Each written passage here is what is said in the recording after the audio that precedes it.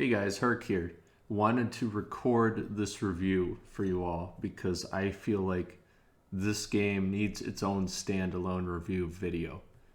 I absolutely love Elden Ring. I think that it is probably going to win Game of the Year. I know God of War, I know Breath of the Wild 2, and all those big names are coming out this year, but I think From Software might take this year as well. We'll have to see. But for this review, I'm going to be covering spoilers. Just letting you know, it's literally been months since the launch of the game. If you care this much about the game, just get it. All right? It's well worth your money. It is absolutely enough content to be worth your money. Full price game, for sure. This is a fully fleshed out experience, well worth the full 60 bucks. All right, you owe it to yourself. Go get it now. First thing we're going to cover is gameplay. Most certainly the best in Soulsborne. All right, it's not as fast as Sekiro or Bloodborne, but obviously some of the best elements of both of these games are in this game. All right, there's new things like guard counters, there's jumping, there's charging your spells and incantations, which is so cool in PvP. Just everything about combat is so much more fluid, better paced, and it's just so much better to the point where it's like, it's going to be hard for me to return to the other Souls games. It's going to feel archaic for some of them, but the other game to really come even close to being this satisfying would probably be Sekiro, with how quick that game is. Quick reflexes, deflections, jumping, stuff like that. I used to always parry in like Dark Souls games, but honestly in Elden Ring, I never really felt like I needed to. I just love the jump attacks and the guard counters if I'm using a shield. There's just so many other options that I don't really feel the need to parrying. I understand parrying has its own new stuff happening with some bosses and enemies, which is pretty cool. I think that's great for a lot of people that love to parry all the time. I think that's kind of sick. There's power stances back from Dark Souls 2, which I never even thought about trying in Dark Souls 2, but in this game, I'm in love with it. Dual wielding these giant freaking swords. It's like an absolute thrill just to face these giant enemies and bosses and just see how much damage I can deal with a freaking double swing. It's amazing. Gameplay overall is just so satisfying. It will take you through the whole game and it will make you want to beat this game and then go into New Game Plus because it's just so fun to play. Graphics. All right, I know there's some people that were like, they're using the Dark Souls 3 engine this many years later. All right, listen. From Software somehow turned the saturation on Dark Souls 3 up to 11. But it doesn't feel like they just put the colors on a slider. They genuinely made this game look amazing. This is how you utilize an older engine to make a game look good. All right, looking at you, Bethesda. In a market of games with just picture perfect graphics, especially nowadays with next gen consoles, where consoles are pretty much getting up there as well, along with PC. It's like they utilized everything they could to make this engine pop. All right, I gotta get this map fragment. God, this game is beautiful. God, look at this thing. Oh my God. And some of the most beautiful vistas and horizons you can ever find in a From Software game are in this game. The tone, the theme, color palette, all that is just truly inspired. It takes you to a completely new world that's in full bloom of life or death. Man, all these people that have no clue. All these people that have no clue about these games coming into this fresh, they have no idea what they're going to play. They just have no clue. literally the first word said in the teaser trailer for this game years ago, before we even knew it was called, the first things said were, "I doubt you could even imagine it."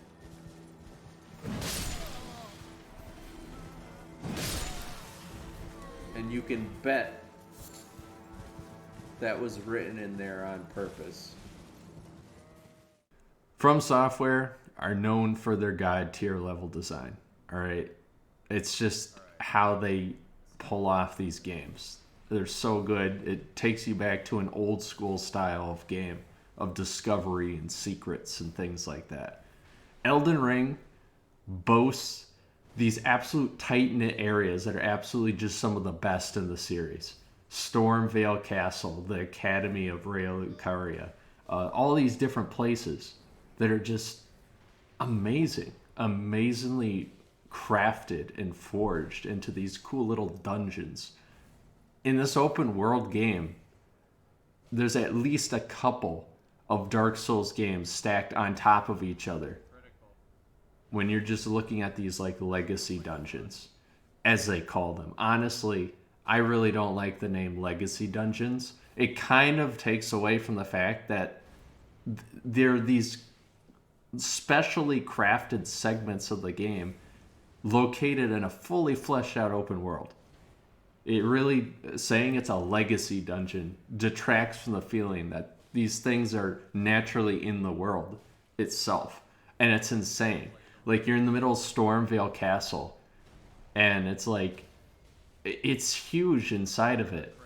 And yet when you first start the game in Limgrave, you can look up and it's up there on the hill, this little thing up there. And you wouldn't think that there was that much there. But when you get inside and explore it, it's literally like 3 hours straight. You realize, whoa, this is huge. I still haven't found everything in the castle. Even after returning to it multiple times and going through it for New Game Plus, there's just so many secrets and little alcoves and places to go. It's incredible. Obviously, they spent a lot of time on these areas.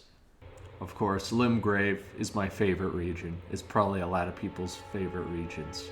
Like nearly every single Soulsborne game, it's usually the first few areas that are the most like intricately designed and heavily populated with like shortcuts, enemies, secrets. But Limgrave is honestly, it's the perfect tutorial area. Like an Undead Burg or Central Yarnum. The open world itself is just full of things to find and events to witness. It feels alive, which is something that's very different from most Souls games where you're supposed to feel very isolated and alone. Elden Ring feels like there's things happening all around you. And that is a very nice, unique thing to bring to Soulsborne that I didn't actually think I needed. It's not nearly as empty as most open world games. It still feels like that From Software level design, it's at play, for sure. But it's just on a grander scale. It's downright impressive. Like, the longer you go through it and you realize how much is there, it's pretty sick. That also brings me to my next point. 125 hours for the first playthrough. Alright, now I took my time. I wasn't looking to beat the game until maybe nearing the end when I thought, okay, it's time to beat this game. I beat all the optional bosses. I don't think I cleared all the dungeons or caves, but all the main optional bosses I cleared. Currently, I'm in New Game Plus. I'm working towards 100% with the endings. What seems to be something that every single reviewer has said is like, you are not prepared for how big this game is. Like, just for context, right? My first Souls game ever was Dark Souls 3. That released back in 2016. Played through it. My first playthrough took me 80 hours. 80 hours for my first playthrough. And I didn't even clear all the optional stuff in that. Of course, every other game after that, I was a lot better at the game. It clicked for me. I pretty much knew how everything worked. So it took me a lot less time each playthrough. I think Dark Souls 2 ended up being a very long playthrough just for the fact that Dark Souls 2 is generally a lot more than the other games. A lot more quantity in that one. But 125 hours first playthrough is kind of insane. It really shows how much is in the world. Honestly, your mind is going to be blown multiple times as you progress and realize just how small scale your map is from the start of the game. Sometimes even halfway through the game, it dwarfs your map. I love the little things of like the trap chests, how they teleport you somewhere across the map, and then you look at your map and you're like, I think that's just the funniest thing. Whoever designed that is a genius, because not only does it sort of scare you by taking you somewhere else, but also it just blows your mind of like, where is this? And you think of how much space is in between you and where you were, and it gives scale to like how huge the world is. Game difficulty, all right? I have thousands of hours in these games. I live and breathe Soulsborne. I love these games. Everything about these games. These are my favorite games of all time. Bloodborne, my favorite game of all time, all right? Coming in with this context and where I'm coming from, don't be surprised when I say that difficulty in this game is completely optional. There are so many weapons, spirit summons, metas, all that it can just basically carry you through the entire game. From Software have created essentially the most accessible Soulsborne title yet. I have watched people on YouTube come in brand new to Souls games and absolutely melt enemies and bosses with powerful meta weapons and spells. Now, you may think, oh no, crybaby Souls vet Angie. That man didn't beat tough girl with banana controllers. No, actually, I love it. Because they are enjoying the game just as much as I am. They're able to progress through the game and not smash their head into a wall over and over. For me, picking a big freaking sword and smashing it into a boss that probably requires like a faster build is fun to me. I like that. I like to play the game my way. They like to play the game their way, and they're able to play it that way. I get the satisfaction of overcoming the challenge and winning. I beat it my way. For other people, they just don't enjoy games like that, where they smash their head into the wall over and over. Or they just don't have time for it. Especially people doing a series for YouTube or just wanting to experience the game all the way through. I don't want to say it's easy mode. There's definitely some things that require a base level of skill, but if you've ever played a video game before, every video game requires a base level of skill.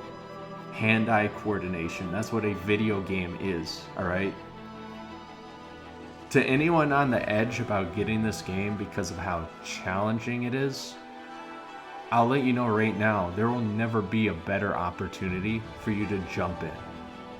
Alright? This is your game to jump in. Hand-holding is prevalent. It's prevalent in the storytelling, in the level design, combat, and progression. But it's not a bad thing. In fact, it's done so well, I don't think a lot of the community even notices it. Everyone can play the game their way. And I think that's kind of the mark of like a truly masterclass development team, like honestly. For all the people who like gatekeep the game, it's a shameful thing to do, and it marks the Souls community with like a shameful atmosphere. Like imagine being angry at someone for enjoying the game by playing it differently than you. Bro, that's some top tier cringe.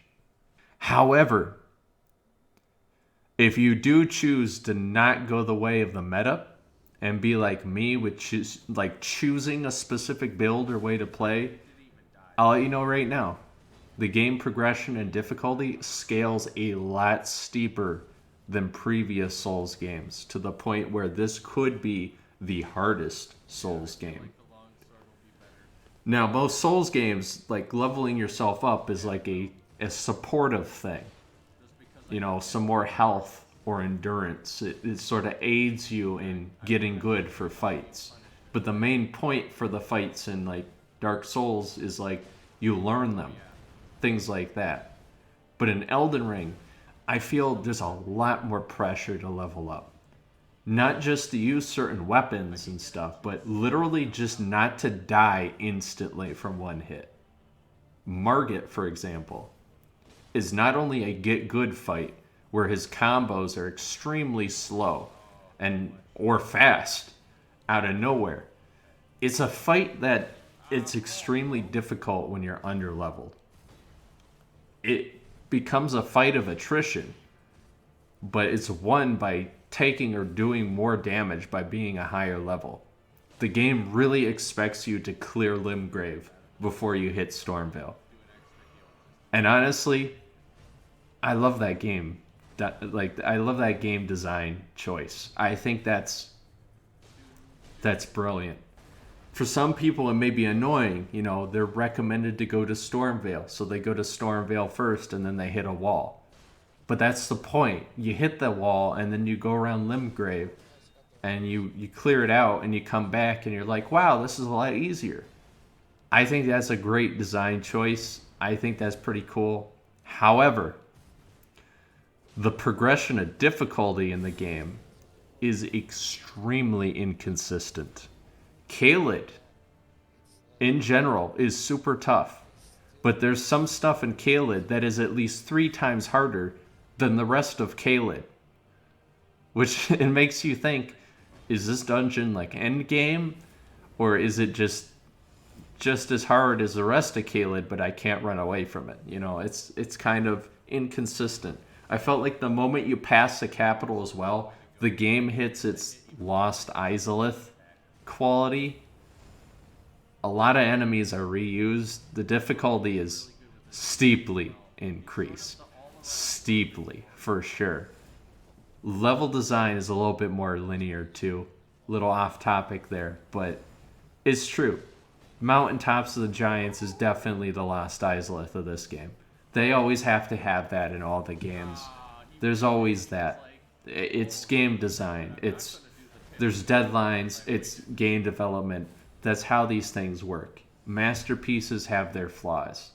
And this is definitely one of the flaws, is the inconsistent quality and difficulty in the mountaintops and other areas. Melania gets a special mention here for her waterfowl attack, which is completely unfair. It is avoidable, but it's completely unfair. I've seen attacks before, like Solacinder's like Wombo Combo or the Orphanakos Lightning Strike, and all. You know, there's different bosses that have like a ace up their sleeve. But usually, if you're looking out for it, you can avoid it, right? It's a lot of being in the right place at the right time. But straight up, Melania's waterfowl dance can just happen at any time. It comes down to RNG, and if you're positioned next to her, you're done. All right? You're always going to take that first hit. Always. Always. It basically screws over any melee user. Also special mention to the final boss of the game, the Elden Beast. Obviously an unfortunate case of something not being in the final cut of the game that clearly was supposed to be there. Just add Torrent. We all know the boss was meant for horseback from software. Just patch it in. Alright? You're going to make the fight so much more memorable, important to the story, and just feel so much better if you just do it on horseback. Alright? We know, we see those attacks. They're not made for being on foot. Please put Torrent in the final boss fight. Love you. I love the lore of Elden Ring. I know a lot of people are giving George R. R. Martin a lot of flack, saying stuff like, what did he write for the game? But honestly, the demigods are the most human, fleshed out characters I've seen in From Software games, besides like some NPCs in the past. Each one is a very human aspect to them that you don't usually get from the bosses. All right, you got Gwyn, you got Artorias, Pontus Sullivan, King Vendrick, all the prevalent antagonists, heroes, fallen heroes, you know, selfish hero slash villains. So many other characters and bosses from previous games that you're, supposed to know about through the lore and things like that you can hate or relate to. Yet, all these people, all these bosses, these characters are missing that human aspect that really makes players connect with them as a whole. We're sad for Artorias because, he protected his pupper. And then he falls to the abyss. And we're like, oh, that's sad. And then that's it. That's his character, And, but like Melania, Radon, Renala, Godfrey, these characters are all very flawed, but distinctly different and human feeling. They feel down to earth, like they are right there next to you as a character in the game. They are so much more human feeling compared to these other characters from previous Soulsborne titles. Part of it is a build-up, but a huge chunk of it is the story writing. All right, Radon is so unique in the fact that he wants to always be near his horse and ride his horse, but like all freaking Souls characters, he got really big from being powerful. So he decided to master gravity magic so he could lighten the load on his horse. Little things like that add such a human aspect, some ridiculous thing that just would fly over the head of any other From Software writer. Is just incredible. Blyde is an incredible side character with his own stakes in the world, his own motives and things like that. But at the same time, the way he reacts to things, like especially after you talk to him after the Festival of Radon, it brings them down to earth unlike any other character you've ever seen in these games. It's very different. In Souls games, these bosses, there's a distinct disconnect between you and the boss.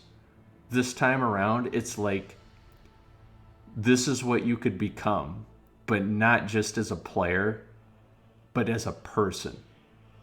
The lore itself is great. I love the aspect of cosmic horror in it. I love the whole thing about the outer gods. I think that's really interesting. There's all these factions and sides at play, which is a usual thing to see in Soulsborne, but it's very different when you're looking at it from the perspective of a Tarnished. This is another case of lore over gameplay. There are no covenants whatsoever, but it's so clear that there are factions in the game. I think the lore trumped everything else because as a Tarnished, you don't care about what anyone else is doing. Your main goal is to become Elden Lord.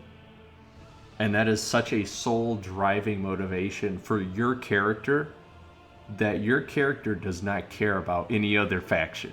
So if you're helping something like the Volcano Manor, it's to get close to Rykard and take his Great Rune. If you're at the Festival of Radon, it's not to have a nice brawl with your buddies. It's to get that Great Rune. If you're getting into the Academy of Rea Lucaria, it isn't to learn sorceries, probably for a lot of builds, but it's to get that Great Rune and also respec yourself. There's a lot of things where quite clearly you could take a side in this manner, but you don't, because your character only cares about getting the Great Runes and becoming Elden Lord. Whether that's a good thing or a bad thing, I don't know. It almost makes the multiplayer stuff a little bit tacked on when you think about it. Recusants, invaders, things like that. It does feel a bit tacked on in the lore, but I guess it works. The game's story really lifts you up as a hero or a villain, not necessarily like coming in a long time after everything has been decayed or fallen apart, but coming in when it matters the most. I think the stage is set in the current setting in the game, and it's time for the Tarnished to return and play their part in the Shattered world. There's definitely a lot of characters, a lot of overarching villains and heroes who are all involved in the world. And I think that's a lot different than Dark Souls, where everything is static, decayed, and at rest. And then your character comes in, and then you do something about it. Very different. Very much more alive world, and it makes the story a whole lot more interesting. I theorize for DLC, we're going to be hunting for more Great Runes. As it appears, the Elden Ring was once a lot bigger than it's currently depicted. Perhaps there are more shard bearers out there, biding their time, while us Tarnished are picking up the pieces. It'll be interesting to find out, but one thing's for sure. I'm going to be playing it day one. Multiplayer. PvP is a hodgepodge of if it works, it works. There's a lot of joke builds, but most of the time there's the metas, because the main goal of PvP is to win. There are a lot of metas out there, and you will see a lot of the same stuff over and over, but it gives you some good practice and you get used to it, and then you find ways to counter it. Honestly, if everything's broken, it all cancels out, in my opinion. It sort of reminds me of Dark Souls 1 PvP with like the ridiculous one-shot builds, but at least it's flashy, you know? I have no real complaints for me besides, the fact that you kind of have to summon or use items to be invaded. I really liked how in the other Dark Souls, if you had an Ember or Humanity or whatever, you're able to be invaded because that's what they're after. So I look forward to being invaded during my playthrough when I was running solo, but obviously that's not a thing without intentionally trying to get them to invade. I think the summoning pulls are a cool idea, but I guarantee most people are putting their signs down outside of a boss they're looking to fight co-op. There's definitely server issues because phantoms just randomly drop, alright? They drop from worlds. It's just a consistent issue, no matter the region or internet connection. With how many people are playing the game right now, I'm not really surprised. This brings me into my next point. I may not have covered maybe one of the biggest negatives of the game so far, and that's because I was saving it for this part, the technical issues. Easy Anti-Cheat is the most frustrating software I have ever laid eyes upon in my 26 years of living on this earth. For the first 3 days of the game launching, I could not play it after about an hour and a half of game. My PC would hard reboot every time I tried to run the game, essentially just stopping me from playing the game. That's why I have a PS4 copy of the game, because I was like, well, I gotta play the game somehow. So eventually I found a fix, alright? I disabled EAC. Cool. So now I could play the game again, because EAC was crashing me, but I had to play it offline. Absolutely ruining what was to be my co-op first playthrough with my best friend Fett.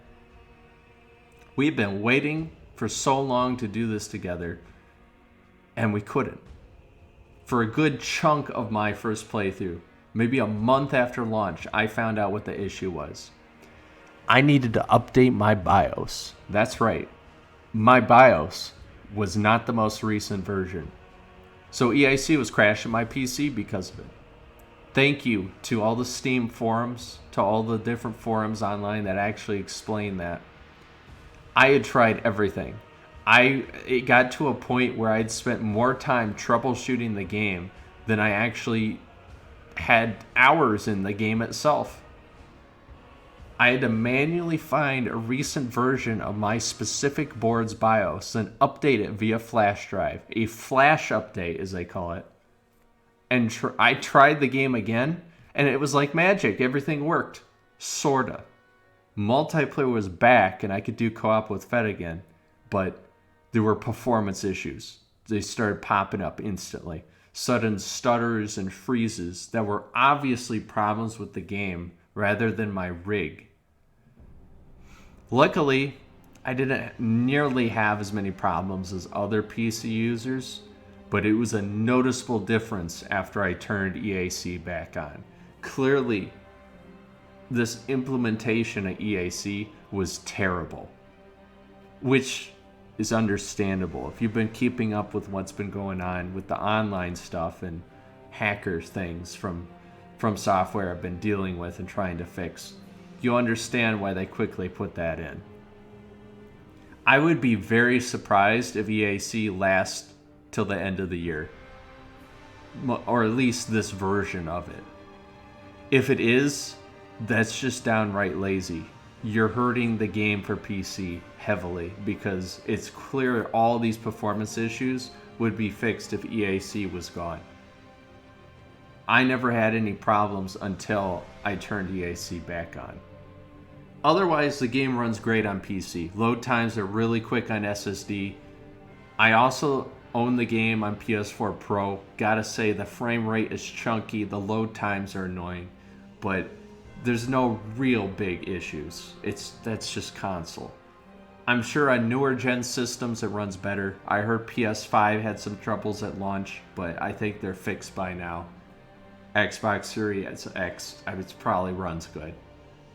So, on console, if you have buddies to play with on console and you have no reason to get it on PC, go for it. But on PC, I do put in this preface for PC users. You may encounter issues and you may need to look up help online to fix them. Otherwise, mod support. You're going to have mods for Elden Ring on PC, which is probably why you should get it for PC anyways. However, EAC is going to stop you from doing most stuff, which is that's gonna suck. But I hope From Software or Bandai or whoever deals with the cheatsy stuff gets rid of it altogether, because it definitely is the biggest weight on this game right now. That covers everything. What is my final score in the game? It's been a bit since I finished my first playthrough. I'm in New Game Plus right now, going through it again. I have to say, the overall rating, I've been going back and forth between a 7, a 9.5, but honestly, it's not a 10 out of 10, alright? And nowadays, it's most certainly a 10 out of 10. Compared to everything else being released, you'd be lucky to get a complete game nowadays for full price. But for Soulsborne standards, it's hard to rate it. It really is. And the reason for that is because From Software have done such an excellent job of pacing their game. So all the really cool stuff, the really amazing game, is spaced out and paced better. It's not back to back like in other games. Bloodborne, a big example of this. You have huge expanses of Bloodborne that are nyeh. But then you go to the DLC and it's like back to back, you are blown away. Inconsistent pacing. Elden Ring has a lot of ground to cover, especially when it comes to bosses. They have mastered the art of pacing out the bosses. You're not going to go through a fog wall and not know if you're going to fight a freaking Capra demon in the middle of an alleyway somewhere. You know when you're going to fight a boss. And usually it's not because there's a giant golden fog wall in front of you. It's because you feel like there should be a boss here. I feel like I've gotten through enough level now. There should be a boss. The game is spaced out in a way that you can sometimes forget about the good stuff because there's so much other stuff happening as well. Not saying it's bad. I'm just saying there's a lot of it that you could skip. Especially going through New Game Plus, it's given me a new perspective on it and made me really think about what are the really cool parts I want to get to quickly and the other parts I want to just skip. But overall, with everything I've covered, right now, right after beating it, it's definitely a 9.5 for me. I could just sit down and play it whenever. I could play it for hours straight whenever, right now. In fact, I want to go play it right now. But in the years to come, will I be able to sit down and just play it? Compared to other Souls games where I could probably beat them in like 7 hours. Maybe. Probably. Especially with multiplayer and how popular that is right now. I'm willing to bet that this is going to be up there at least below Bloodborne. Right now, I'm going to put it on an even playing field with Bloodborne and Bloodborne's DLC. Alright? The base Elden Ring game is right up there with Bloodborne. Alright? For my favorite game of all time. When the DLC comes out for Elden Ring, it's probably going to blow me away and it's going to skyrocket this game above everything else. And I am so excited for that. I am so excited for that. I hope they do the Dark Souls 2 thing where they just pound so many DLCs onto this game. It's Bandai Namco, dude. They're going to want to cash in on this. And you know what? They can take my money because this is going to be worth every penny. 9.5 out of 10 for me. Just giving you that solid number because I know everyone loves their number ratings. 9.5 out of 10. This was my review of Elden Ring. I'm fairly certain I covered the main points. I just wanted to get this opinion out there to share it with you all because I'm very passionate about these type of games. And I love these type of games. And I really wanted to get my opinion out there to tell you all, who maybe not all of you are big Soulsborne fans, to tell you, go get it. So I just can't recommend this game enough to all of you out there. I hope you all enjoyed this review. I hope you found it a bit informative, maybe maybe funny if you already played the game and you get what I'm coming from.